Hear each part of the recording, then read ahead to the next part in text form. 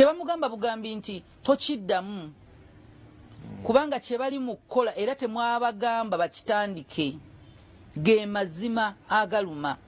Kati omwana ono feelings bwe yazifuna maama aliwa okumulaba nti kati omwana ono alabika akyandise ebyabasajja taata taliiwo. Bannange bataata omulimu gwabwe si gwegwo. And it's very unfair okubanga mwana omulenzi abonerezebwa ng'omuwala tebamurepinga. Nze taata wange yangamba bw'ojjamu empale nga tofuse nga togenda fuka togenda kulaba musawo ebiddako obuvunaanyizibwa bwo. Bw'ofuna olubuto todda wano bw'otandika ebyabasajja genda. Nga musajja yakiŋŋamba nga ye nkimanyi wenkikolera kibooko nyinza n'okkeera nga sobola kutambula. Eyo entiisa ennaku zino tulina soft parenting. Eyo ey'okutuula muteese waliwo olwedde kyemukute mutuula omwana tannakola kintu naye omwana bw'akikola kati olina mukulu munno. Omwana omuwala bw'atandika abalenzi tuuza mukulu munno omugaye kati by'oyingiddemu weegatta ogenda kuzaala waliyo obulwadde naye sinso oyagala kwegatta kambafunire wano ente ogenda ofumbirwe obate kubanga bino byonna mutebimu abantu ekimu tetwagala kikkiriza. Edda bafumbirwanga ku myaka emeka gyali mito kati ono ku 14 aleeta omusajja mu nnyumba yo bw'omuta ofiirwaki era community ebijja kukunenya. Omanyi omwana omuwala kye yakola abato bonna yabalaga ekyokukola bw'ofuna omulenzi muleeta ewaka. Kati ono abamu edda abazadde kye baatukubiranga twabanga kyakulabirako naggoba ewaka ng'ofunye olubuto obeere kyakulabirako. Bano bwe bafuna embuto kyekiddako kati tebazifuna. Kati ono kasitaala abato nga balaba nti ono anko ajja n'aliira wano n'akola kino ono omuto bw'afuna bw'anaakula naye emyaka nga gye gimu. Kyekyo kyolaba kye bayita ekiri generational bonna baakula bakiraba ne kibakwata. Abakakiiko ku kyalo bategeezezza nti anyway tujja kulondoola tulabe ebituufu bwakyo. Susan Makula Bojingo avuddeyo kwogera ku nsonga y'omwana mulenzi Martin Bukenya ng'essaawa ya kakati embuyaga egikunta ate ye Tina essaawa ya kakati teri amanyi amayitire ge abo bali ludda wa naye agamba nti kyali unfair bw'oba yali akangavula yandibadde bonna abakuba nti naye yategetingamu mwana omu era kiba kitegeeza nti ekintu kino yakipulaningira ddala nti omwana ono omulenzi yeka walina okupanishinga nti yali apanishinga bonna bwe ziba mbooko ziba embooko ziri eza ddala nga omwana omulenzi ono yali tasobola kwereeta ng'omuwala takkiriza era nti singa era omuwala yamugamba nti nedda ewaffe taata tayagalawo balenzi oba tayagalawo muntu yenna omwana ono teyandize nti naye lwakuba omuwala ye yamugambanga nti taata tabeerawo tusobola okukola ki okubeerawo ffe. So yagamba nti kyali unfair okulaba nga bapanishinga omwana omulenzi ate ne batuuka okuseera eyo ku moto. Era yagambye nti oba yamusangawo oba yamusangawa ekyokutta yali si ye solution. Era taata yagambibwa okutta teyabyegaanye agamba nti obusungu olwamukozesa ekyo era asaba bamusonyiwe. Nga mu kisenge kyange neyekweka mu kinaabiro nga tali mu ssaati ng'ali mu kapanti nga talina mu mpale. Kitegeeza nti balimu bwe bategeera nti nzize yaddukira mu kinaabiro neyekweka. Kati nali siri wamulaba era bakwanguyirwaga nti nfulumye ngende kufa mukole kinkole bye nali sijja kola. Mama omulenzi yagamba alimba.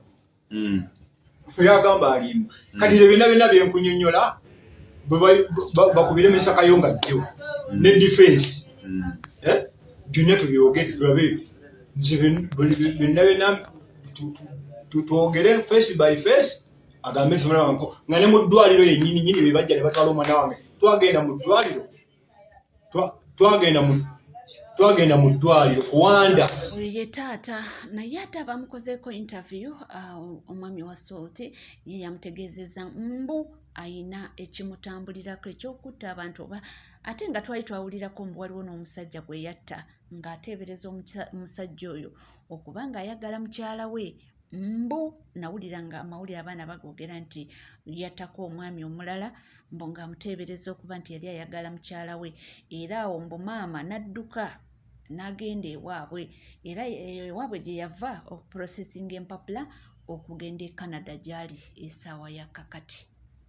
Amawulire geego bwe gatyo yategeezezza nti alina ekimutambulirako ate ekyokulala n'agamba nti enjaga kituufu mbu olunaku olwo era yali akyaginze saate mbu ye akyajingira ddala so bwe bityo bwe bigenda mu maaso awo nga tuvuddewo. Ensonga nyingi ziri ku trendinga oba ziri mu kutambula essaawa ya kakati. Ensonga ya Prima Kardashian ekutte wansi ne waggulu bagamba Joss Teda amusasule bantu bange ate ye jukira full figure ye mu kusooka yali tiimu Hindu naye kati ngenza okumusanga ng'akyusizzaamu olutambi oba abalaka kisimanyi. Mwe Bahindu simanyi tiimu Hindu mujja kukwatira akantu kammwe obuzibu n'akabina kamugweko.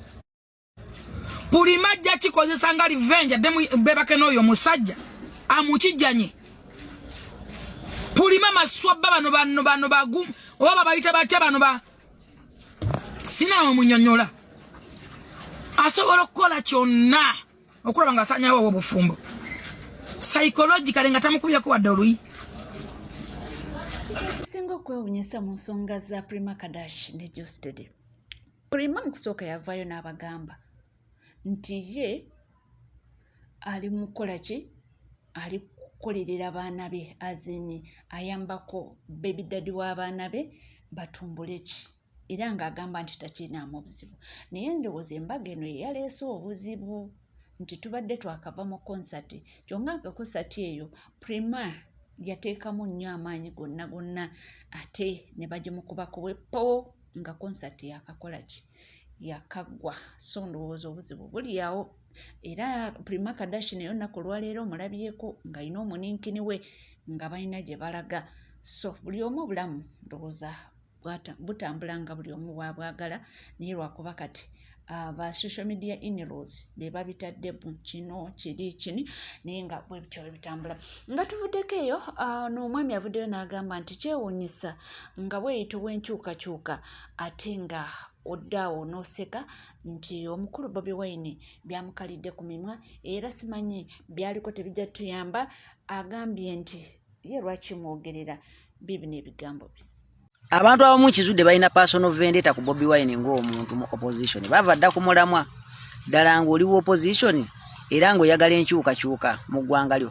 Lwaki Bobi Wine bw'asaba Parliament ya Europe eteeke targeted sanctions ku bantu abagambibwa nti balinyirira eddembe ly'omuntu n'okwenyigira mu bulyake kiba kikunyiiza era ovaayo n'okiyiwamu amazzi era n'oweefuula ayogerera bali eri Bobi Wine be yasabye bateekeko sanctions era n'ogezaako n'okulaga eggwanga nti ezo sanctions tezirina makulu. Ani yakugaya nti ezo sanctions tezirina makulu? Golowooza waaki baaziteekawo? Ekintu ekyo ekya targeted sanctions kitambulira wamu ne kye bayita Global Human Rights Accountability Magnitsky Act. Eyo Magnitsky Act yatandikira mu America ng'ekigendererwa kyakuteeka sanctions ku bantu abalinyirira eddembe ly'obuntu n'abenyigira mu bulyake mu gavumenti ez'enjawulo mu nsi yonna. Era Global Human Rights Accountability Magnitsky Act eva ku nfa ya Sergei Magnitsky eyali tax accountant mu Russia eyavaayo n'alaga obulyake ensi yonna obwali mu bakungu ba gavumenti ya Russia abali bafiiriza gavumenti ya Russia sente eziri eyo mu bukadde n'obukadde bwa dola nga benyigira mu kulya enguzi. Era gavumenti ya Russia kasa yamanya nti Sergei Magnitsky abawaddeyo ensi yonna ne bamanya ne bamukwata ne bamuteeka mu mukomere e Moscow ne bamutulugunya n'afiira mu kkomera mu 2009.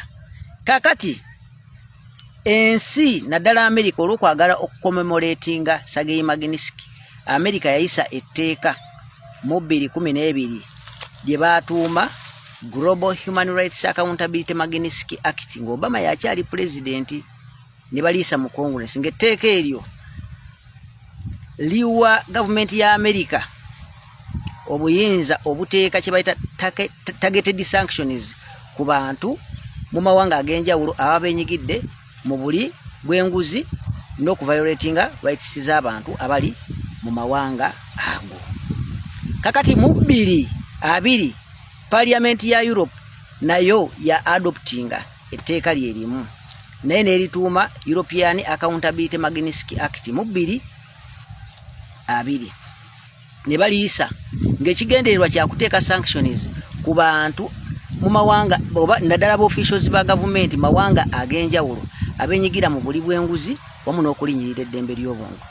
Kakati zezo targeted sanctions Robert Kyagulanyi Ssentamu ze yasabye baza applying ku bakungu mu Uganda mwemuli visa ban mwemuli asset freeze ba freezinga asset zaabwe ziri emitala w'amayanja naddala mu Europe n'amawanga amalala gakolagana ki ne Europe n'okugaana farms za neba businessmen mu Europe okolagana ne banena bakungu mu bya business. Kitegeera ekintu kirabyeko nga bakiteeka kuki ku bakungu ba gavumenti ya Russia ba Ibramovich yali nanyini wa Chelsea ebintu bye byonna byagenda bamuteeka kibaita targeted sanctions.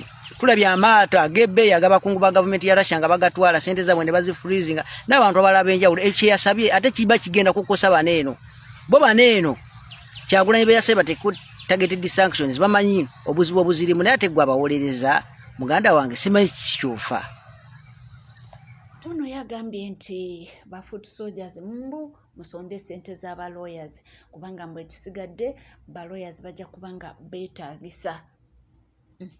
Aguti Mwami Kyagulanyi Ssentamu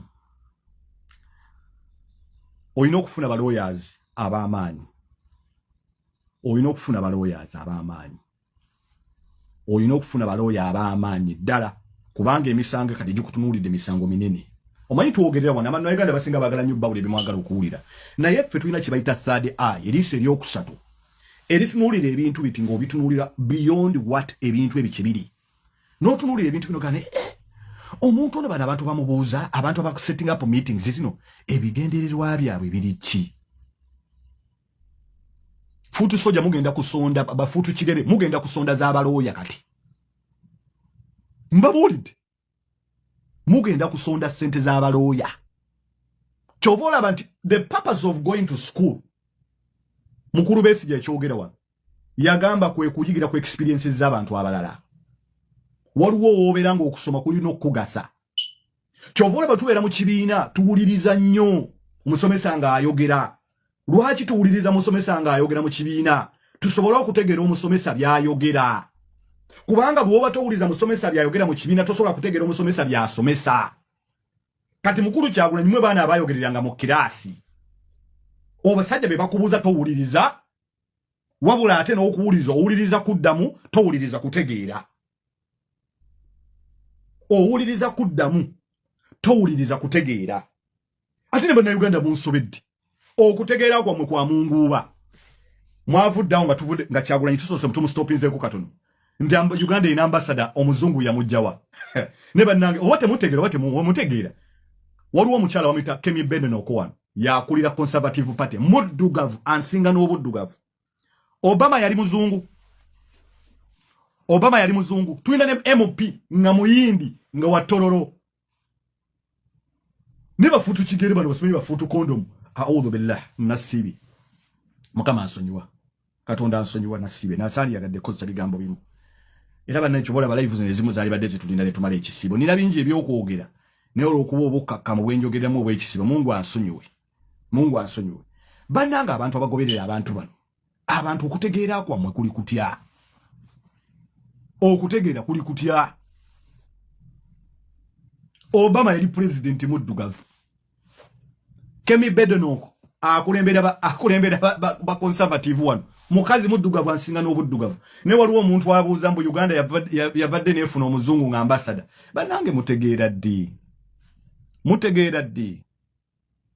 Mutubuli olunaku lwe mutegeera lunaku lwe tulina okwogera oba lwakusatu oba lwakubiri oba lwakuna kati ekyo tukitadde ebbali. Mukulu Kyagulanyi Ssentamu nga tuli muswawu eno nali nkuwagiddeko nga nkulinamu essuubi ne nakyuka nenza gye nadda nze mpagira muhoozi Kaine Rugaba nkiteeka ku rekodi sikyawagira banafu mpagira muhoozi Kaine Rugaba Major General muhoozi gwe mpagira olw'ensonga zange naye ng'omuntu yali akuwagiddeko nga nkulinamu essuubi ngenda ne nkutunuulira ate nga toli musajja muddugavu ng'otudde mu basajja abazungu ng'abasajja abazungu balina ebintu bye bakulabisaamu nengamba teri muntu ayinza kukonako kubuule nagamba interview zino zireke lwaki olina okuleka interview zino olina ebigambo byoyogerera mu interview ebyo ku level kw'obyogerera ebigambo ebyo nga bigenda kukuviramu akabasa ebigambo ebyo nga bigenda kukuviramu akabasa nze kyemmanyi lwakuba gavumenti esobola kukyukuvayo kukyogera kyemmanyi olina charges already oyinza okuba zodduka ate you're committing even more treasonous charge. Nze bulijjo mbagamba nti si bigambo byange nze ogwange mbawo kubanga mbatuusaako amawulire nga wegali era nga wegatambula. Ebintu bya sanction bitambudde nnyo nayogera kyo nayogera kiri naye nga ffe kateekawo amaaso abiri byonna nga binatambula ate ono ye talina bigambo biwoomu eri Dr. Samu. Bano be basajja be mwalowoozesa nti bagezi naye nga wekituuka ku nsi n'essaawa zino we yatuuka we baagimanyira yavaawo ono Saamukazi wekyasobola okutuula okulowoozesa Abannayuganda nti olw'okuba ye yasoma political education ebisinga abitegeera nga bw'alina okubitegeera era kyova laba okyasobola okutuula ku kaleediyo n'onyonyola simanya Irani n'onyonyola simanya ebigenda Iraka n'onyonyola ebiri mu nsi z'ebunaayira naye nga bwekituuka ku ggwanga lyo Uganda obafuula obuugi ggwe Oda n'otandika okuvevenga n'otandika okusesema. Mu basajja mmwe tosaana kutuula kunnyonnyola Bannayuganda kyoyagala okubamaliramu ddala amaanyi okuba discouraginga ku kyo. Museveni kyebimu ku byakozesa ng'ayagala okufunza gavumenti ya Idi Amin Dada, gavumenti y'Obote. Ebyo bye mugamba musimanyi yagenda mu nsiko naye yaleeranga mu bakyeruppe nga naye ali mu kufunza gavumenti ezo ezaalimu kuba be bamufujjiriranga ssente paka nakati. Ebyo nga tovaayo kubyogerako gw'oyinza okulowooza nti ensi ekyali waliwe mwagimanyira mwe musajja mmwe mufutya nkazza nnyo Abannayuganda ne mubafuula abatategeera nga bw'annyonnyola ebyensi endala n'olaba nti oli mugezi nnyo bwe bw'otula n'onnyonnyola Abannayuganda ebigenda maaso mu nsi yammwe nawe Saamukazi we ojjayo omutwe ogutasobola na kumera nviiri oyagala okunnyonnyola Abannayuganda era obamalemu amaanyi era demokrasiya gwe mugenzeko tasobola kukola naye nga tobannyonnyola nti mu 1998 mu gy'ekinaana eyo Museveni bwe yali avuuza gavumenti ezaaliko kyekimu kye yakolanga yali mu bakyeruppe nga abasiiga enziro ng'abavunza mutamulowooza nti guno omulembe olw'okuba wasoma simanya political education n'osoma theory ti Abannayuganda tebagenda kubitegeera. Guno omulembe twabagamba mulalamu tokyasobola kujja kunnyonnyola Munnayuganda kiyenga omunnyonnyola ki ku bintu byalabako nammwe mukimanyi bulungi gwe kazibwe n'akaakatweko n'obwakazibwe bwoggwe omanyi bulungi ebigenda mu maaso mu ggwanga olw'okuba oyina ssente zibakufujjirira naawe ovuddeyo era gundi okugenda kiki kyoyigezaako okutegeera obolooga wano ng'olaga nti otegeera nnyo ebigenda mu maaso mu nsi za gundi simanya USA egenda kujja eyamba Iran simanya egenda kujja Iran ne Israeli ebyo byongo obyogerako era n'olaga nti obitegeera kyogamba Uganda eyina gundi ki eyina ddiba ki nga ate mukimanyi bulungi nakyemalira ebbanga lyonna abaddenga akuuma clean erinnya eriyongoofu abaddenga essaawa zino akuuma clean reputation mwaba abasajja essaawa zino bamukutte ewaluma kyova olaba nti akakati agabattukana nga gwe bayiye amanda mu mbugo bamunywa obufoofofo ovudde oyagala nawe okubako gokakanya Omunnayuganda okuba malamu amaanyi bwebyo tebigenda kukola gwe Saamu ngaani gwe ngaani n'akaakatwe gwe ngaani buno obusajja buno bwagala okwefuula obugezi naye nga in actual sense tebalina bye bategeera ovuddeyo nawe oyagala okudyeka gwe Omunnayuganda obolooga otandise okusesema ulaga Omunnayuganda nti ebyo tebijja kukola ani eyabyogera obagambye nti tebijja kukola nga Museveni yakikosa ebyo nga tobirina binnyonnyola mu basajja mmwe mweffe ababafuula abagezi okusinziira naye sigamba nti oli mugezi kuba essaawa zino bwe tulabye nti akatwe ositudde ka bwereere newunya n'okowunya wake katwe kositula ng'osala ekkubo buno obusajja buno butumanyidde nnyo mwemuziza ku mitwe gy'Abannayuganda ne mugizannyirako ate nga n'amazima mugamanyi Saamu simanya Saamu avuddeyo yenna gwe njagala okubategeeza mwe bino ebintu tebinnagwa ate nga tugenda paka nga biwedde nawe oyagala oveyo opinion oli mulabi mulungi era webali kubanga wekumidde ku Legit TV 256 gwaliyeyo nga tona subscribinga kekadde subscribinga ringinga that notification bell sharinga likinga ebisigadde butereva mu bulinja kubanga nga kuwera nja kubanga nga kutuusa koona woli wonna wosinzidde sigala naffe tova